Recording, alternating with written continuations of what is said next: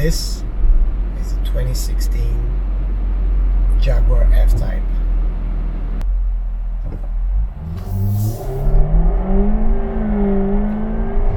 Oh boy, oh boy, oh boy.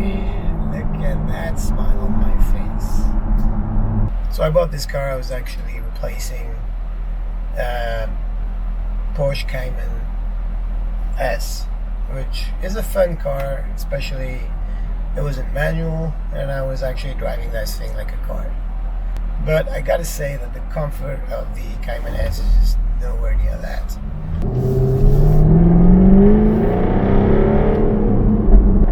See, just that acceleration, that capacity for your car to just like this go from 0 to 60 like this is, I think, 3.7 seconds or something like that. There you go. Somebody didn't want to let me through. I just hit a bit of the pedal and I'm good. That's why I love it. It's a car. It's perfect for traffic. It's got that speed and that aggressivity that you need sometimes. You don't have to. You can drive it in normal mode. But I gotta say, I mean, sports mode is always going to be my preferred choice on this one, just because you want to hear the engine roaring. So let's talk a bit about the interior of that car. So I've shown you the exterior, which is pretty amazing. I love that, whatever you want to call that bottom, that ass, that rear side of the car, which is absolutely amazing. And I actually love it as a coupe. I looked at the convertible, but I wasn't that convinced of the shape of it. I think the soft top actually doesn't really help. It kind of like kills that line that it has, but you know, that's my personal opinion. If you disagree, just go in the comments and let me know. We don't have to agree on everything, but you know, we do have to agree on the fact that the Jaguar F-Type, whatever you know the setup is an amazing car. So this one, I wanted something a bit aggressive, a bit comfortable, and that I could use on a daily basis. So this is my daily car. I really enjoy driving that car. I mean, the Texas heat. And look at that. Yes, I don't know if you can see that, but I went over 72 miles an hour. I'm gonna try and keep it not too quick. Once you go over that speed, you got the rear spoiler coming up, which I love, and especially you get to see the Jaguar on there, the shiny silver Jaguar in your rear mirror. I gotta say, yeah, that just puts a smile on your face every time. Acceleration, the speed, the comfort, and the looks of it from the outside. I mean, I gotta say, I get a lot of like nice comments from people.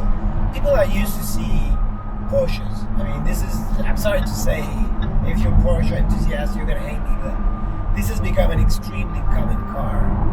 But this one, not so much in reality. I mean, I see a few on the roads, and in the building I'm in, there's a big parking lot. I think there's a couple of them, but it's a high-end, it's a high-rise apartment, it's a high-end. But otherwise, I don't see that many cars like this. So this is, I'm not going to say it's one of a kind, because it definitely isn't. But it's a very distinct car. It's got a very distinct look. This is the kind of car that you will enjoy and that you're going to have a smile on your face. Now, let's be honest about a few things. First of all, insurance is not going to come cheap, and it's not cheap, trust me, and I'm not enjoying paying that every 6 months here in the US. Those cars, people are obviously being very careful, but still, the insurance is pretty high. Secondly, gas. Right now, the gas prices are pretty low, so you're going to be enjoying it, but you got to be careful with that. The moment the prices are going to go up, man, you're going to pay a lot, because this thing is thirsty. This V8 is just drinking. You can hear it. You can hear the V8 doing the on your gas. So that's another thing you need to have to keep into consideration when you're actually looking at that specific car. And the other thing is, I mean, it is a Jaguar, and I gotta say, I'm sorry, and you know, if you're Brit, you're gonna hate me, especially I'm a French guy, but here's the thing, here it comes. it's not as reliable as a German car. It is definitely not as reliable as a German car. So I've had a few problems, nothing major, but basically I changed the battery, and the car is from 2016, so it's a 4-year-old car. So changing the battery is not shocking. That's fine. What was a problem is I also realized that the starter wouldn't work, and the car ended up being stranded on a parking lot because I just couldn't start it anymore, and they just had to change the starter. Now I have to say that this one was still and is still under warranty, and that Jaguar stood behind the product and they changed everything. So I'm not going to complain, but I'm just going to say, if reliability is one of your key decision points for a car like that, you may want to have that in mind. Now, you don't buy those cars because they're reliable, and if you had a Ferrari, it would be even worse. I don't know, I might be a bit over my head comparing a Jaguar to a Ferrari, but I'll still do it.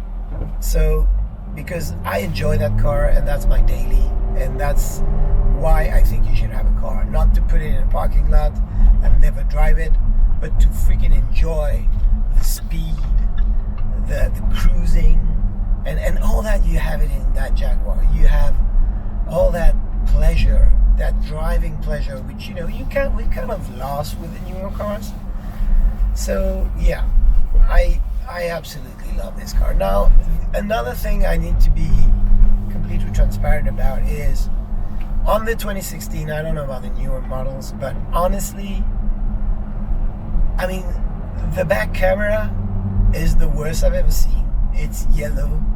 You're looking at basically a post stamp, and you can't see a thing. Like literally, you can't see a thing when you're driving back. So yeah, I mean, this is one of that's one of the bad things. Now, everything that's basically technological related on this car is a bit dated. You can't put your phone on that car. You can't plug it in. You won't have Apple Play, or you won't have Android or Google or whatever you use. It's not going to happen. So basically, you're going to have your phone, which is what I do, stuck up on the board on the front of your car, and you're going to be using that the same way you would use it if you're driving an Uber. That's fine with me.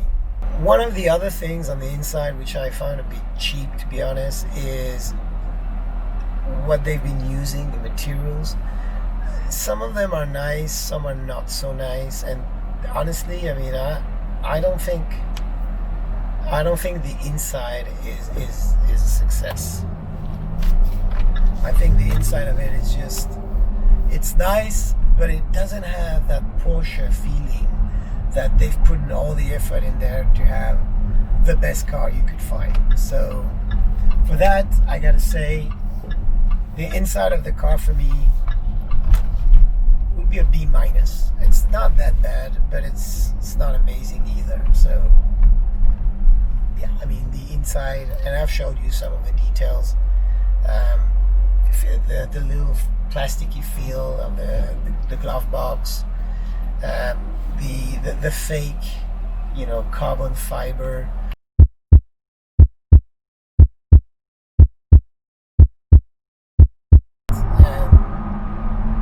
Yes, there is the problems I mentioned about reliability. The inside is not perfect. It feels a bit cheap, as I mentioned. But ultimately, having the pleasure of driving it is just better than anything. This is not. I wouldn't trade that for a Porsche. I would trade it for a Ferrari just for the money, I guess. But this is your daily driver, that every morning you're gonna wake up, you're gonna take it, you're gonna start that engine, you're gonna press that button, and you're just gonna smile. And that literally puts a smile on my face every day. I'd always drive it in sports mode, because there is no way you want to drive that thing any other way than in sports mode. But And I mean, I love it. I enjoy every minute of it. So yeah, would I buy it again? I would. Most definitely would. I love it. I enjoy it. This is a car that is meant to be driven, or you're meant to be spending time in it, and that you just. I went on a few road trips with it. I had no problem.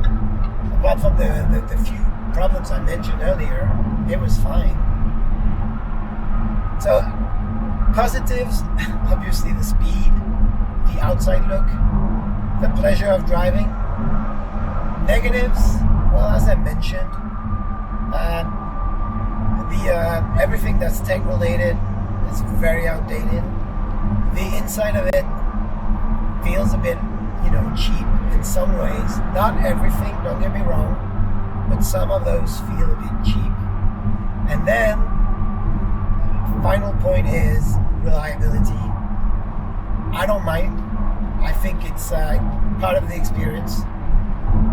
And, that, to me, that's fine. But if you are someone who needs 100% reliability, that car may not be for you. I would actually, if I wanted reliability, as I mentioned, I would go for a Porsche. I wouldn't go for that. Alright, so, if you guys want to comment on that, go ahead. But I've had it for a year. This is not a paid test. This is my test. This is my pleasure.